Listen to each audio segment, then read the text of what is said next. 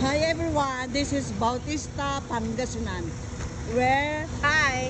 Hello. This is where you grew up. Yeah, this is the place where I grew up with a lot of memories. And this is the municipality of Bautista, Pangasinan.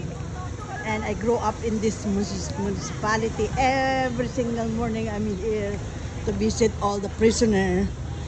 Yeah. And right now, for first time in a long time, we're here to visit this municipality because I grew up here. Because my dad is a mayor for 34 years. So, I have a lot of memories in this municipality. This is it.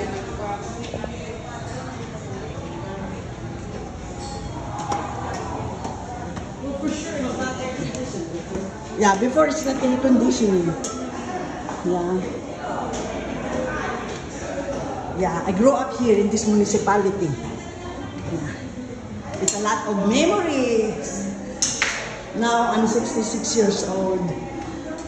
I'm back to my hometown with a lot of memories. Yeah. This is where it is.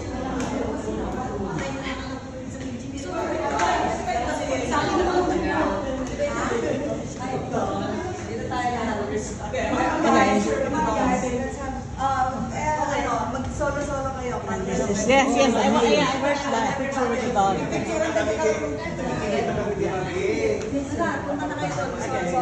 This is my dad. Yeah. This is my dad.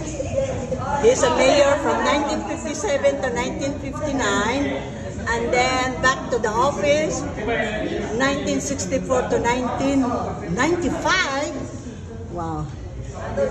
And this is the present. Where's the present mayor right now? There? Okay. Oh, come on.